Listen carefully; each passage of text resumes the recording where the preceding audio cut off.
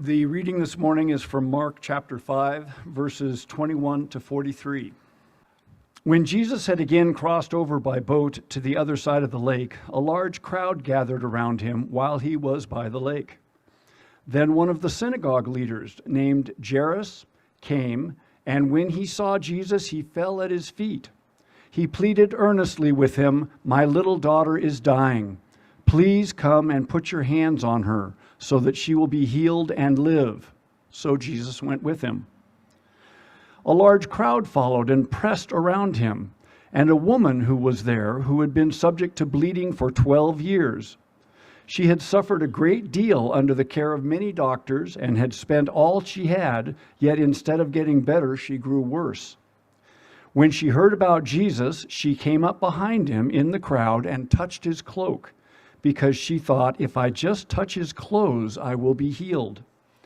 Immediately her bleeding stopped, and she felt in her body that she was freed from her suffering. At once Jesus realized that power had gone out from him. He turned around in the crowd and asked, "Who touched my clothes?" "You see people crowding against you," his disciples answered, "and yet you can ask, 'Who touched me?'" But Jesus kept looking around to see who had done it. Then the woman, knowing what had happened to her, came and fell at her feet and trembled with fear and told him the whole truth. He said to her, "Daughter, your faith has healed you. Go in peace and be freed from your suffering." While Jesus was still speaking, some people came from the house of Jairus, the synagogue leader. "Your daughter is dead," they said. "Why bother the teacher anymore?" Overhearing what they said, Jesus told him, "Don't be afraid, just believe." He did not let anyone follow him except Peter, James, and John, the brother of James. When they came to the home of the synagogue leader, Jesus saw a commotion with people crying and wailing loudly. He went in and said to them, "Why all this commotion and wailing? The child is not dead, but asleep." But they laughed at him. After he put them all out, he took the child's father and mother and the disciples who were with him and went in where the child was. He took her by the hand and said to her, "Talitha cum," which means, "Little girl, I say to you, get up." Immediately, the girl stood up and began to walk around. She was 12 years old. At this, they were completely astonished. He gave strict orders not to let anyone know about this and told them to give her something to eat. Let's have a seat here. Well, it's good to be back. I was in France for 2.5 weeks at an art retreat. And, if we are created in the image of the Creator, then we too are creators. And when I was in France, I saw that everywhere. The Lascaux Caves to Michelangelo's Sistine Chapel, which is in Italy, but also just graffiti in the subway and the doodles you make on your notes. We do art a lot. And my question to myself and others was, why? Why do we do all this art? And why have we been doing it for a long time? Well, one of my favorites, and some of yours too, is Van Gogh. And I was able to go to his asylum where he lived outside of Arles for 2 years. And he painted there inside and out. And if you're interested in knowing more about Van Gogh, I'll be teaching a class on him in August. But I'm reading his letters to Theo, 900 letters to his brother Theo. And that's where we learn so much about him. Who has got the Van Gogh painting as their shirt today? Yes. You've got you don't have it on, but no, yes. So Sandy has this painting on her blouse. That's how much we love Van Gogh. And, I was able to see the actual grove that he painted, and it was just wonderful to see the original art. Like this one is a Starry Night that was at Arles, the foundations of Van Gogh. There were only 3, but this was, the original one was there. It's a starry night with the Big Dipper at the top. So anyway, that was pretty amazing. So when you see art, all of a sudden you see things that you might not have seen otherwise. You see colors and shapes and images and beauty that Van Gogh created. And like we all create in one way or another in our lives, maybe not with visual art, but with music or with just the way you live your life in a creative way. And one of the ways that I create art is in a big journal like this. And I've done still lifes and landscapes. But what I really enjoyed doing was hearing this one, Diana. She gave a wonderful interpretation. It was called The Wind and the... Well, I have it in here somewhere. But anyway, she inspired this because of just the imagery of what she had said. And it was just so profound. So that's what is wonderful about art. It can do that. But do you know who the most important artist is? Anyone? Yes, the Creator. The Creator who, in the beginning of Genesis, He created the heavens and the earth. That's quite a subject matter. So today, we're going to be using brushes and paint to create in your books today. And you can create something that is visible, or it could be something that's internal that you're thinking about. So that's the wonderful thing about creating art.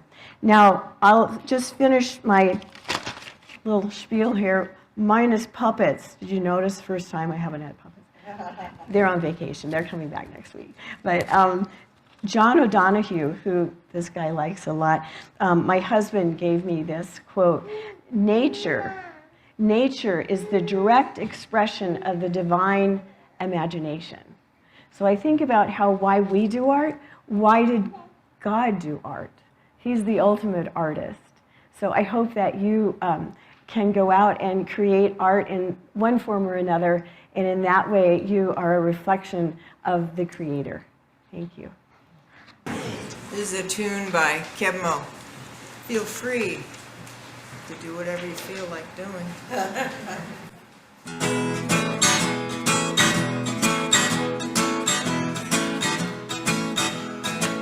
When your troubles won't go away, and you're worried night and day, hand it over, get on your knees and pray. When you're sick, feeling low, you got nobody, got nowhere to go, hand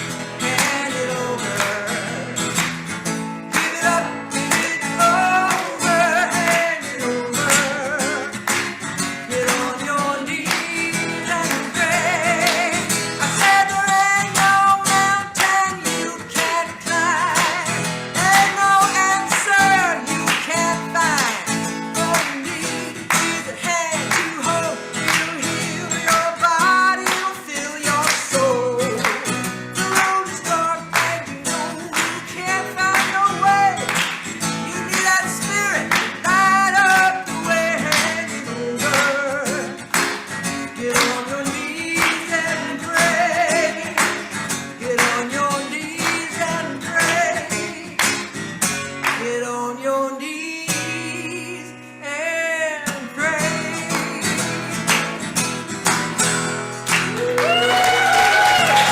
Hallelujah!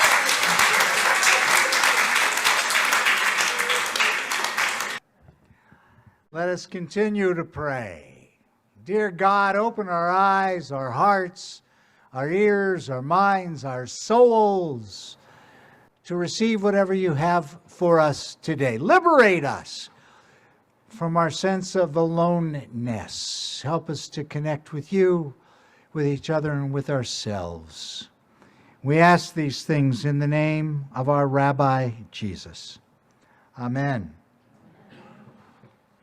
So, as I shared a couple of weeks ago, this summer we're going to take a number of weeks, who knows how many, and explore different questions that Jesus asks in the Gospels as a way to find out what's important to Jesus. I've shared with you that quote from Eugene Ionesco, the playwright, who says it's not the answer that enlightens, but the question. And the thinking is that when someone asks a question, they're giving you a window into what's important to them. Otherwise, they wouldn't ask.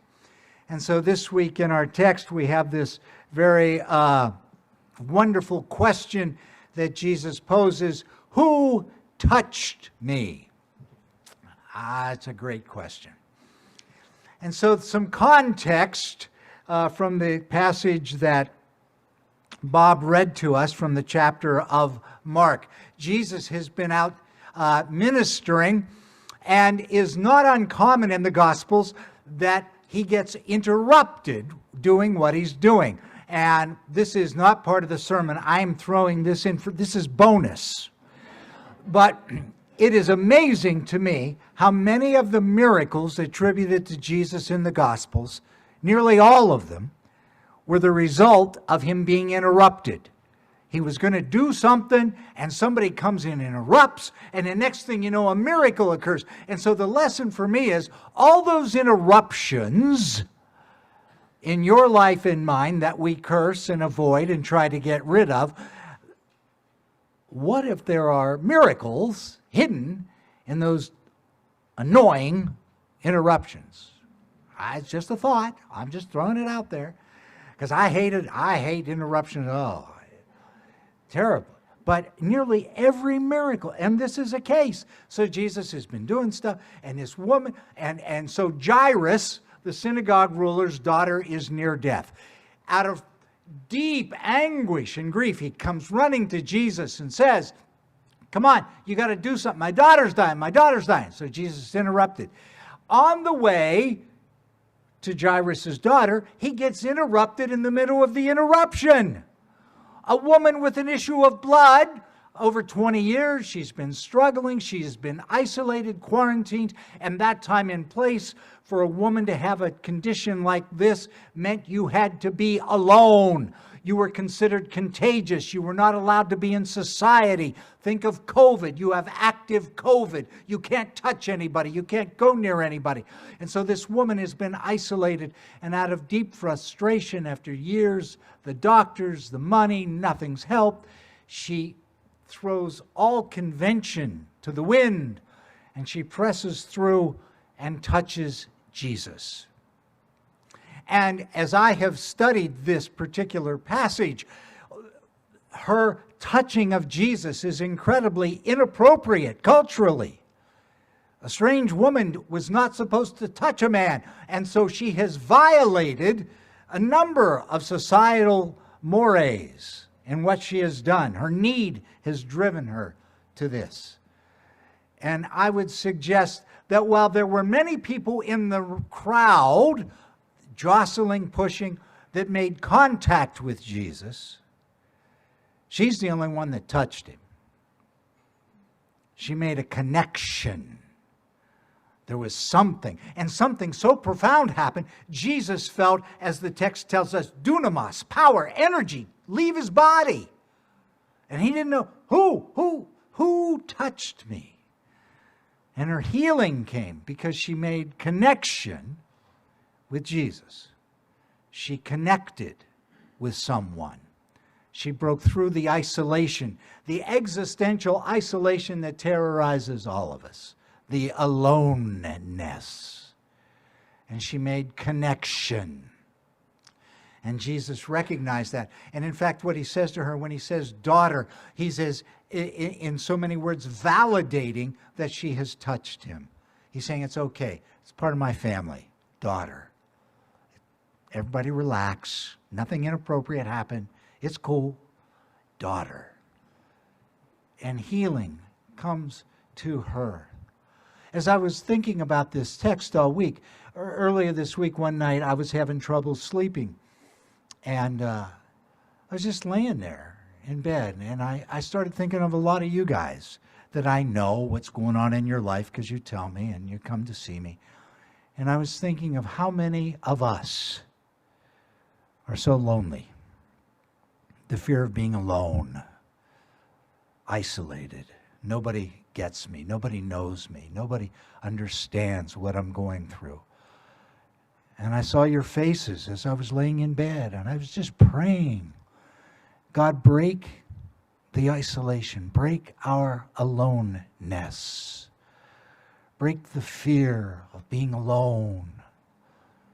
Help us to connect with each other, with you, in the hopes that healing may come when we connect with each other. This is an existential issue as I have studied and learned over the course of my life. All human beings struggle with these feelings of being alone,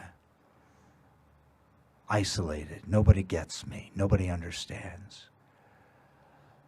And for me, it's one of the great hopes of our Christian faith is that we can connect with this one that we call God, with each other, and maybe even with ourselves, and break the terror of isolation.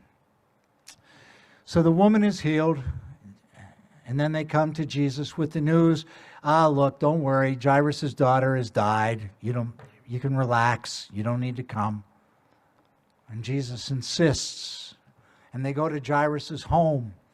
And Jesus takes his closest intimate friends, Peter, James, and John, and kicks all the noisemakers, all the distractions away. Get all the people clamoring. Get out, leave. And he takes Jairus and Jairus' wife and his intimate friends, and he goes into the room where the little girl is. And in that intimate space, that connecting space, life comes where there was death. And the little girl is brought back to life. Once again, through the connection with Jesus, with her family. And I got to tell you guys, that's what we have been working for here for over 2 years now.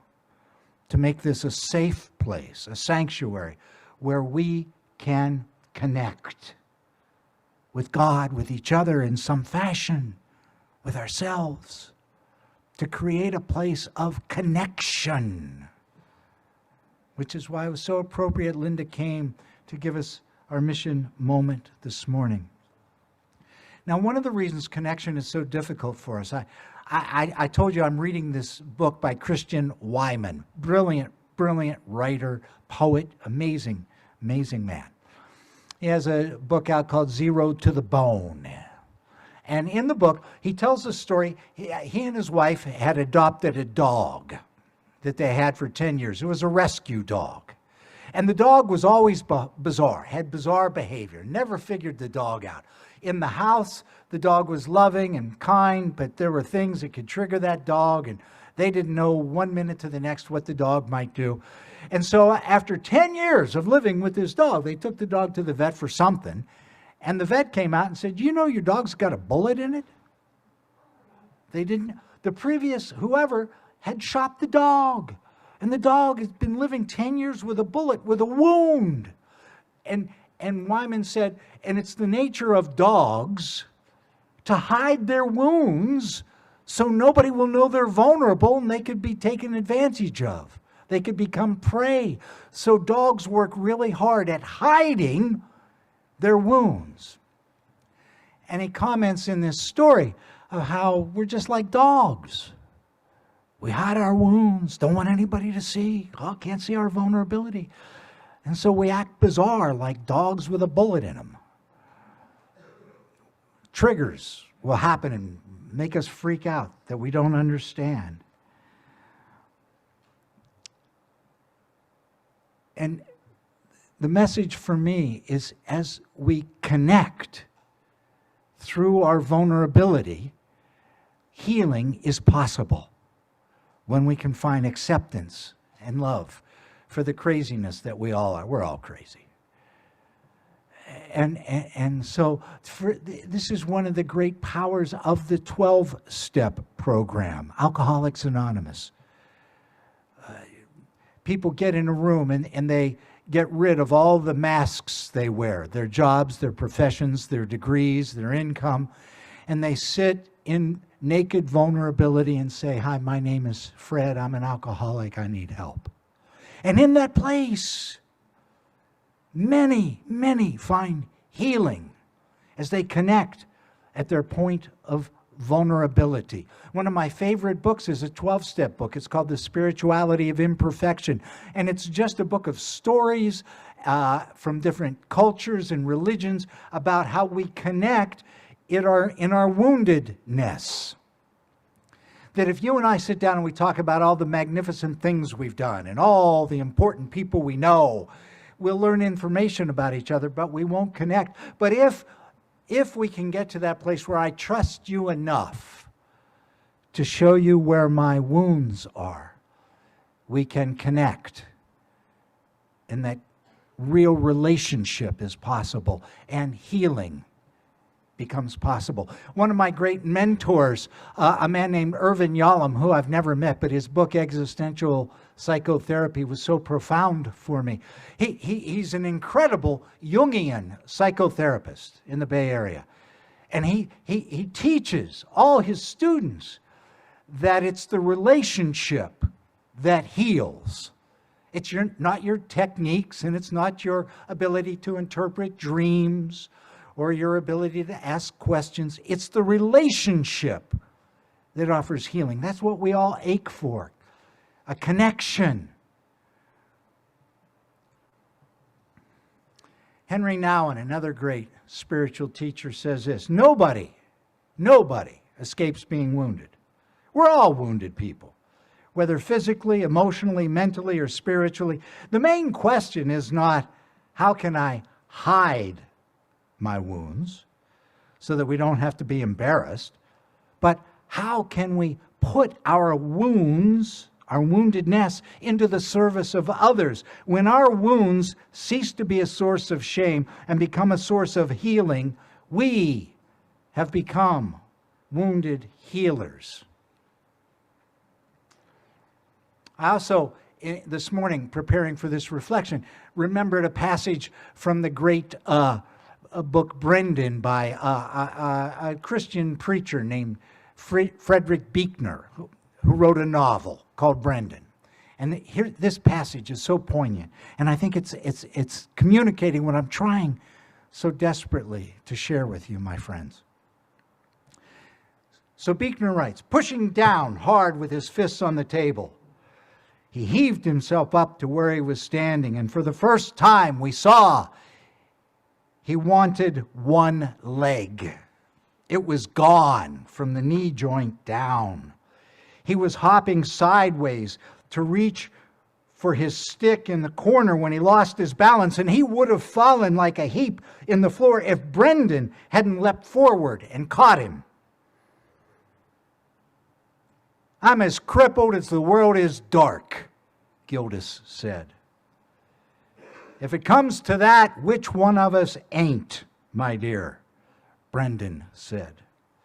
Gildas with but one leg. Brendan sure he'd misspent his whole life entirely. And me that had left my wife to follow him and buried our only boy. The truth of what Brendan said stopped all our mouths. We was cripples, all of us. For a moment or two, there was no sound but the bees. to lend each other a hand when we're falling, Brendan said, perhaps that's the only work that matters in the end. And so Jesus asks, who touched me? Who touched me? The brilliant Jewish French mystic Simone Weil has this to say: the capacity to pay attention to an afflicted person is something very rare. It's very difficult. It's nearly a miracle. It is a miracle.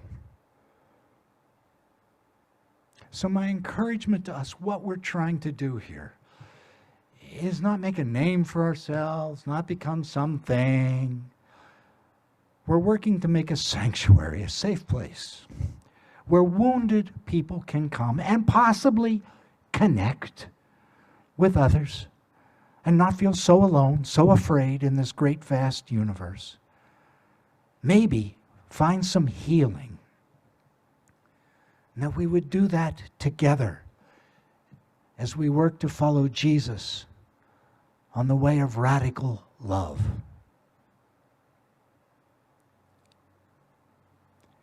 May it be so. Amen.